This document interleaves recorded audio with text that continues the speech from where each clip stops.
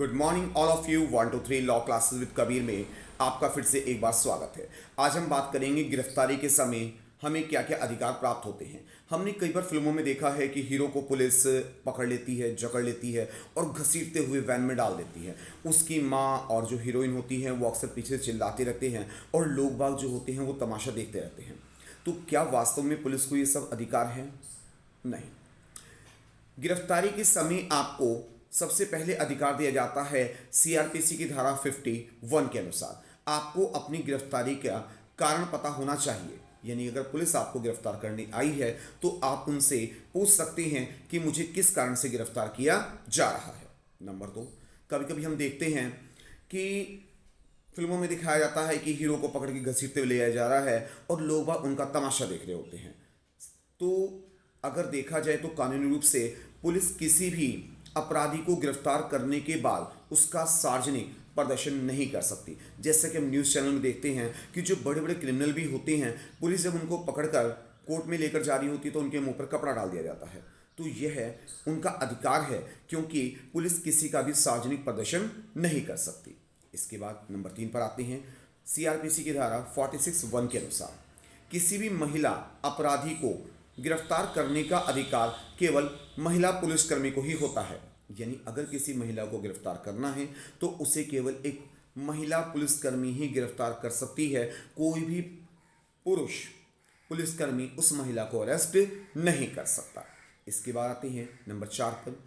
CrPC की धारा 46(4) के अनुसार किसी भी महिला को सूर्य उदय से पहले या सूर्य अस्त के बाद गिरफ्तार नहीं किया जा सकता। यानी अगर किसी महिला को गिरफ्तार करना है तो दिन के उजाले में ही उसको गिरफ्तार किया जाएगा। सुबह सूरज निकलने से पहले या शाम को सूरज ढलने के बाद किसी भी महिला को गिरफ्तार नहीं किया जा सकता।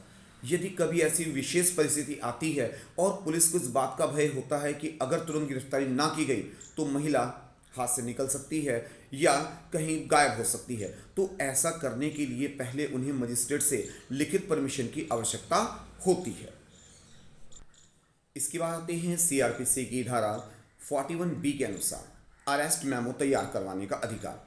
यदि पुलिस आपको या आपके किसी परिचित को गिरफ्तार करने आई है तो आप उनसे सवाल कर सकते हैं कि आप इनका अरेस्ट मेमो तैयार कर रहे हैं क्या। उस अरेस्ट मेमो में लिखा जाता है सबसे पहले कि आपको किस रीज़न से, किस कारण से गिरफ्तार किया जा रहा है, जो व्यक्ति, जो पुलिसकर्मी गिरफ्तार करने आया है उसका नाम क्या है, वह किस ओहदे पे, किस पद पर कार्यरत है, और इसके अलावा अरेस्ट मेमो तैयार करते समय जिस व्यक्ति को गिरफ्तार किया जा रहा है उसके किसी परिचित या मोहल्ले या उस क्षेत्र के किसी सम्मानित व्यक्ति की उपस्थिति होना अनिवार्य है।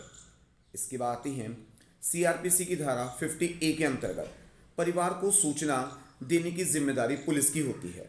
आपने अक्सर देखा होगा कि जब पुलिस किसी को गिरफ्तार करती है और जो व्यक्ति गिरफ्तार होता है वो अक्सर फ़ोन निकाल कर किसी को सूचित करने की कोशिश करता है और आपने देखा होगा कि पुलिस उसका फ़ोन या तो छीन कर अपने पास रख लेती है या कभी कभी हमने फिल्मों में देखा है कि पुलिस उसको मारकर या डंडा मारकर कुछ इस तरह की एक्टिविटीज़ के द्वारा उसका फ़ोन तोड़ देती है। यह पुलिस के अधिकार क्षेत्र में नहीं आता। सीआरपीसी की धारा 50(a) के अंतर्गत अगर किसी व्यक्ति को गिरफ्तार किया गया है और उस समय उसका परिवार का कोई सदस्य वहां पर उपलब्ध नहीं है तो पुलिस की यह जिम्मेदारी बनती है कि वह परिवार को सूचित करे कि इस व्यक्ति को इस रीज़न से गिरफ्तार किया गया है और इस समय यह इस थाने में या इस क्षेत्र में रखा गया है।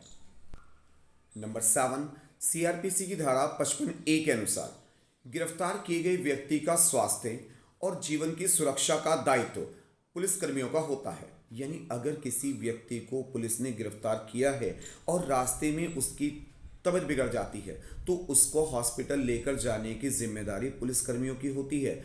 इसके अलावा उस पर रास्ते में कोई हमला ना हो, उसकी जान को किसी प्रकार का खतरा ना आए, तो यह सब जिम्मेदारी सीआरपीसी की धारा 55(a) के अंतर्गत उन पुलिसकर्मियों की होती है जिन्होंने उस व्यक्ति को हिरासत में लिया हुआ है।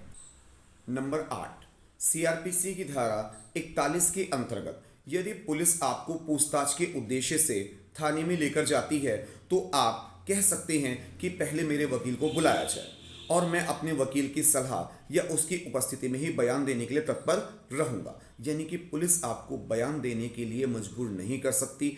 आप वहां पर अपने वकील को बुलवा सकते हैं या अपने परिवार के किसी सदस्य को पहले बुलवा सकते हैं।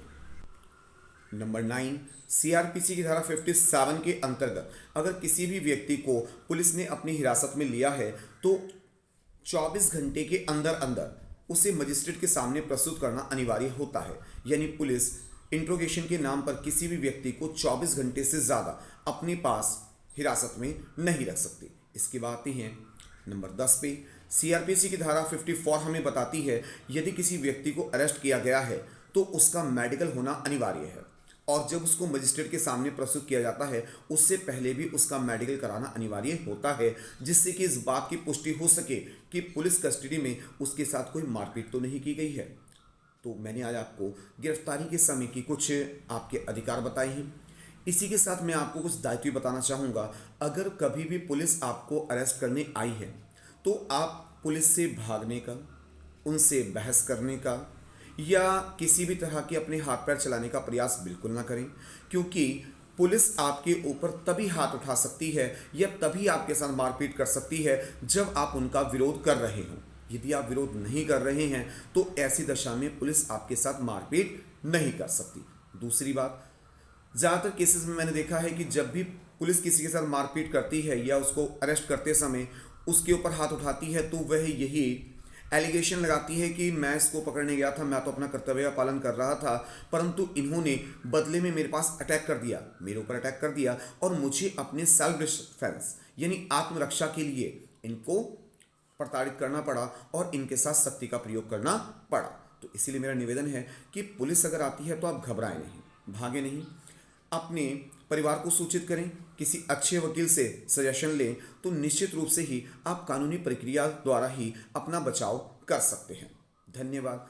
इसी तरह से की महत्वपूर्ण जानकारी के लिए हमारे साथ जुड़े रहें। 1 2 3 लॉ क्लासेस विद कवि। Thank you.